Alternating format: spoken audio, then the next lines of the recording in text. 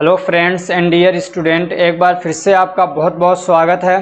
तो आज के इस वीडियो में हम लोग देखने वाले हैं फार्मास्यूटिकल केमिस्ट्री के इम्पोर्टेंट क्वेश्चंस। इसमें तकरीबन 10 या 12 लॉन्ग क्वेश्चन होंगे और फिर ऐसे ही 12-15 या 16-17 के करीब आपके शॉर्ट क्वेश्चन होंगे। एमसीक्यूज नहीं होंगे। समझ गए होंगे आप कि एमसीक्यूज मैं क्यों नहीं देता हूँ। हाँ, एक चीज़ यहाँ पे मैं क्लियर कर दूँ, जो लोग भी इसको अगर आप अच्छे से प्रिपेयर कर लेते हो तो पास होने की तो गारंटी है, आराम से पास हो जाओगे। जितने टॉपिक्स मैंने दिए हैं इतने आप अच्छे से प्रिपेयर कर लेते हो तो ठीक है। अब ये कि आप कॉलेज टॉप करना चाहते हो तो ये ना सोचो कि हम क्या इंपॉर्टेंट क्वेश्चन के जरिए से कॉलेज टॉप करें। हाँ, पिछले साल मैंने देखा कई सारे बच्चों ने क्या सेकेंड ईयर के भी और फर्स्ट ईयर के भी उन्होंने कॉलेज टॉप किए सिर्फ एक दिन इंपॉर्टेंट क्वेश्चन आंसर वाली सीरीज पढ़ के। लेकिन ये मतलब बाई लक हो सकता है, एक चांस हो सकता है, लेकिन इसकी कोई गारंटी नहीं है। लेकिन इस बात की गारंटी ले सकता हूं कि अगर आप ये जितने भी क्वेश्चन दे रहा हूं उन सबको अच्छे से प्रिपेयर कर लो तो पास हो जाओगे। अगर फर्स्ट डिवीजन से पास नहीं होते हो तो सेकेंड डिवीजन में तो हर हाल में आप पास हो जाओगे। हाँ, ये कुछ स्टेट में क्या है, बहुत ज़्यादा गड़बड़ी करती हैं। स्टेट नहीं बल्कि कुछ यूनिवर्सिटीज़ हैं वो जानबूझ के बच्चों का बैग लगा देती हैं, तो भाई उनका कुछ नहीं कर सकते हैं। चलिए शुरू करते हैं। तो पहले हम देखेंगे लॉन्ग क्वेश्चन। क्वेश्चन नंबर 1 है हमारा, write the principle and procedure of limit test for arsenic. Arsenic की क्या कहते हैं लिमिट टेस्ट आपको मतलब प्रिपेयर करना है। क्लोराइड का और हैवी मेटल्स, ठीक है ना, उसमें लेड या आयरन। ये हैवी मेटल में से कई सारे आते हैं लेकिन लेड का आप कर लेंगे, आयरन का कर लेंगे, दैट्स इनफ। उसके बाद आपका दूसरा क्वेश्चन है, write a note on volumetric analysis and gravimetric analysis. ठीक है ना, इसी टाइप से यहाँ से क्वेश्चन पूछे जाते हैं। ठीक है ना, और अगर ज़्यादा पूछता है तो इंडिकेटर के बारे में पूछ लेता है। समझ रहे हैं कि पूछ लेगा कि ग्रेविमेट्रिक में कौन सा इंडिकेटर यूज़ करते हैं हम लोग। फॉर एग्जांपल जैसे कि मान लीजिए कॉम्प्लेक्सोमेट्रिक में कौन सा इंडिकेटर यूज़ करते हैं। तो इस तरीके से क्वेश्चन यहाँ से पूछे जाते हैं। या तो फिर टाइट्रेशन पूछ लेता है, समझ रहे हैं, aqueous titration, non aqueous titration, किसी टाइट्रेशन का नाम, एसिड बेस टाइट्रेशन। तो इस तरीके से क्वेश्चन पूछे जाते हैं, लेकिन ज़्यादातर मैंने देखा क्वेश्चन इस टाइप से पूछे गए हैं। ठीक है, तो हमारा तीसरा क्वेश्चन है, डिफाइन फॉलोइंग टर्म्स। ये टर्म यहाँ पे आर बना लीजिए, ठीक है ना। फॉलोइंग टर्म्स आर वैसे साइलेंट रहता है लेकिन यहाँ गायब भी हो गया है। With examples. तो एंटीसाइकोटिक्स क्या होते हैं, यानी कौन सी दवाएं हैं एंटीसाइकोटिक में जो आती हैं, तो इसको आपको डिफाइन करना और एग्जाम्पल देना है। तो आपसे अगर ये भी पूछ ले कि साइकोसिस क्या होता है तो भी आपको मालूम होना चाहिए। ठीक है ना, एक आध नंबर एक क्वेश्चन यहाँ से ऐसे बन सकते हैं। ऐसे क्या है, एंटी कन्वर्जेंट को डिफाइन करना है।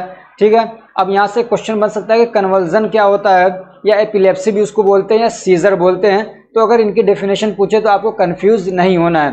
ठीक है ना, उसको ट्रीट करने के लिए यानी सीजर को या एपिलेप्सी को ट्रीट करने के लिए जो दवाएं दी जाती हैं वो एंटी कन्वर्जेंट हो जाती हैं। ऐसे डायूरेटिक के बारे में पूछ लेता है। ऐसे क्या है, एंटी डिप्रेसेंट। ठीक है ना, तो ये पूछ लेगा आपसे डिप्रेशन क्या होता है, ऐसे क्वेश्चन आ सकता है। या डिप्रेशन को ठीक करने के लिए जो दवाएं दी जाती हैं, या ऐसे पूछ लेगा कि एंटी डिप्रेसेंट पे एक नोट लिखिए या इसके एग्जांपल्स लिखिए। ठीक है ना, तो आपको इनके एग्जांपल्स भी याद करना है और उनके डेफिनेशन भी। अगला क्वेश्चन है, write a note on adrenergic drugs. ठीक है ना, एडिनर्जिक ड्रग्स के ऊपर एक नोट आपसे पूछ सकता है। ठीक है ना, या एडिनर्जिक ड्रग को हम लोग सिम्पैथोमाइमेटिक एजेंट भी बोलते हैं। अब इसमें क्या है, एडिनर्जिक एंटागोनिस्ट के बारे में भी कई बार पूछ लिया है, लेकिन ज़्यादातर क्वेश्चन यहीं से पूछा जाता है। इसको मैंने बहुत अच्छे से पढ़ाया, बहुत डिटेल में। इतना डिटेल में मैंने किसी चैप्टर को नहीं पढ़ाया जितना कि एडिनर्जिक और कोलिनर्जिक को मैंने पढ़ाया है। और जिसने भी ढंग से पढ़ा होगा ना उसके लिए ये चैप्टर बहुत आसान हो गया होगा और इसकी बहुत ज़रूरत भी पड़ती है। ठीक है, तो आपको इसे क्या क्लासीफाई करना है और एग्जाम्पल के साथ में इसको क्लासीफाई करना है और उसको पूरा इस पर नोट लिखना है। तो और भी बहुत सारी जो बातें हैं इसके बारे में वो लिखना है। कई बार इसमें से एपिनेफ्रिन के बारे में पूछ लेता है, डोपामीन के बारे में क्वेश्चन पूछा जाता है। ठीक है, अगला क्वेश्चन है, write a note on cholinergic drugs. ठीक है ना, इसका उल्टा समझ लीजिए, यहाँ पे एडिनर्जिक था, यहाँ पे कोलिनर्जिक था, बाकी सेम ऐसे ही क्वेश्चन, इसके एग्जाम्पल और क्लासिफिकेशन। ठीक है ना, और ये दूसरा जो नाम है पैरासिम्पेथोमाइमेटिक, कभी इस ये मतलब इसके जरिए से क्वेश्चन पूछता है, ऐसे लिखेगा, write a note on parasympathomimetic agent. ठीक है ना, तो इस तरीके से आपको ये भी याद रहना चाहिए।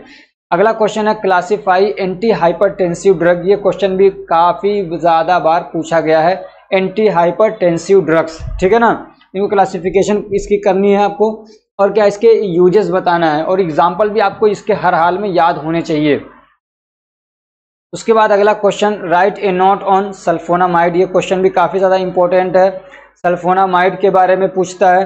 ठीक है ना। इस पर मैंने क्या कहते हैं फर्स्ट ईयर में शायद नहीं पढ़ाया, लेकिन सेकेंड ईयर में मैंने इसको पढ़ा रखा है। तो सल्फोनामाइड अगर आपने नहीं पढ़ा तो उसको जाके ज़रूर देख लेना, ठीक है ना। सल्फोनामाइड ये काफ़ी इंपॉर्टेंट है। गिव 2 एग्जाम्पल्स, इसके 2 एग्जाम्पल्स देने आपको, एंड एक्सप्लेन देयर यूजेस, और इनके यूजेस बताने हैं, ठीक है ना। इसके तकरीबन मैंने 8-10 यूजेस बताए हैं सल्फोनामाइड के, ठीक है ना। जिन लोगों ने PDF ले रखा है हमारा एनीपैड ग्रुप वाला जो PDF है 100 रुपीज़ में जो मिलता है आपको 5 सब्जेक्ट के मिल जाएंगे, समझ रहे हैं। अगर आप मेरे नंबर पे 9694480523 पे 100 रुपीज़ पे करते हैं तो आपको 5 सब्जेक्ट की PDF मिल जाती है, जिसमें पूरा सिलेबस मैंने कवर किया है। तो वहाँ पे सारे टॉपिक्स आपको मिल जाएंगे, ठीक है। और उसके बाद ये भी कि अभी मैं क्या है ये जो क्या कहते हैं क्वेश्चन वाली सीरीज में कंप्लीट करने के बाद या 1-2 दिन के अंदर ही फिर इनके आंसर भी मैं देना, ये इन्हीं क्वेश्चन को ना आंसर के साथ में पूरी एक वीडियो बना के आपके लिए डालूंगा, जैसे मैंने सेकेंड ईयर के लिए बना रखा है। उससे काफ़ी ज़्यादा बच्चों का टाइम बच जाता है। बहुत सारे बच्चे ढूंढ ही नहीं पाते हैं क्वेश्चन के आंसर को, या ढूंढ लेते तो उनको शॉर्ट कैसे करना, कैसे लिखना है, वो सारी चीज़ें नहीं आती है। तो मैं पूरा तैयार करके देता हूँ, तो बच्चों को बना बनाया मिलता है, एकदम से बस खाना रहता है उनको। तो वो क्या करते हैं बच्चे भी लेजीनेस दिखाना शुरू कर देते हैं, पढ़ते ही नहीं है। 2 दिन पहले पढ़ेंगे, जाके एग्जाम देते हैं। कुछ ने तो ऐसे कमेंट किया, सर मैं सिर्फ रास्ते में आपकी वीडियोस को सुनते हुए गया हूं, बस एग्जाम दे दिया और बहुत अच्छे मार्क्स आ गए। सेकेंड ईयर वाले की बात कर रहा हूं, तो उसी पैटर्न पे मैं इसको भी बनाऊंगा। तो ये जो भी चीज़ें हैं वो सब आपको मिल जाएंगी 100 रुपीज़ वाले क्या कहते हैं पेड सब्सक्रिप्शन के अंदर, ठीक है।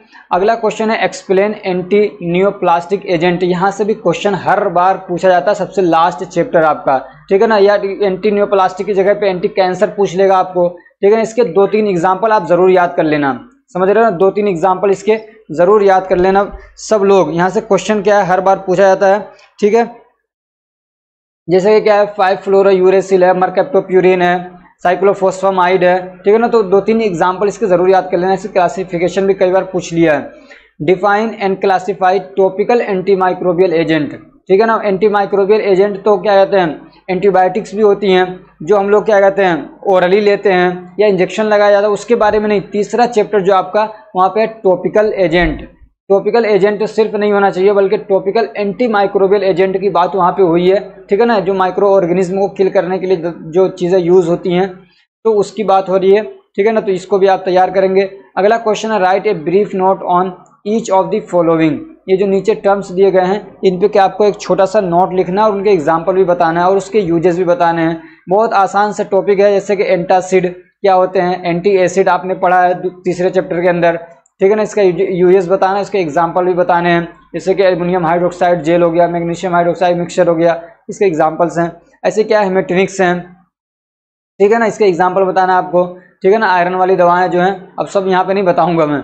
उसके बाद है मेडिसिनल गैसेस, इसके बारे में भी कई बार क्वेश्चन पूछा गया है। मेडिसिनल गैसेस के बारे में बच्चे इसको प्रिपेयर करते हैं, इसको छोड़ देते हैं, इसे क्वेश्चन पूछ लेता है उठा के, समझ रहे हैं। तो मेडिसिनल गैसेस पे भी एक छोटा सा आप नोट तैयार कर लीजिएगा।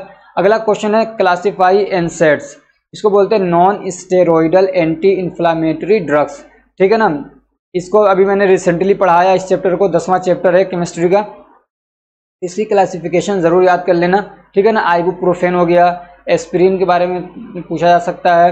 ऐसे कहते हैं डाइक्लो है, इसके अंदर डाइक्लोफेनेक, ठीक है ना। और क्या कहते हैं पैरासीटामोल तो है ही।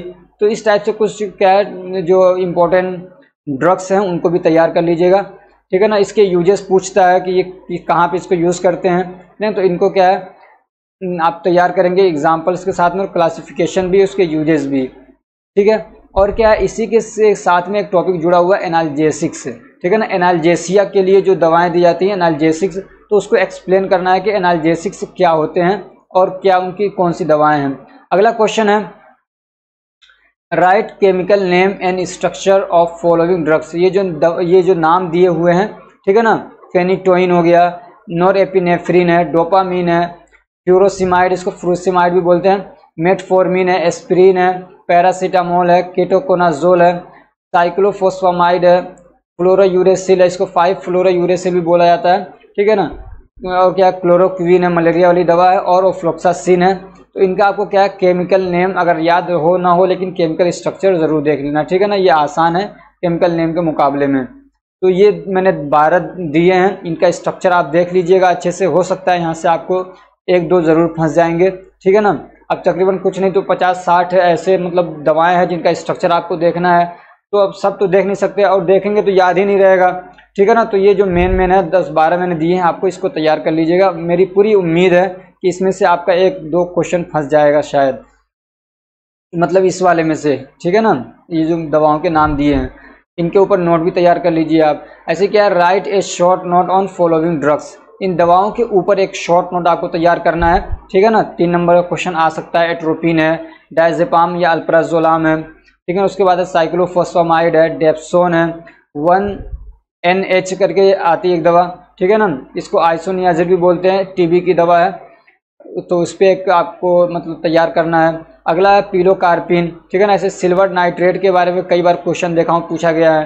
थियोपेंटल सोडियम है, एनेस्थेटिक है। सोडियम फ्लोराइड है, ठीक है ना। एंटी कैरीज के बारे में पूछ लेता है कि डेंटल के अंदर जो कैरीज हो जाती है, एंटी कैरीज एलिमेंट क्या कहते हैं, एजेंट्स के बारे में बताइए।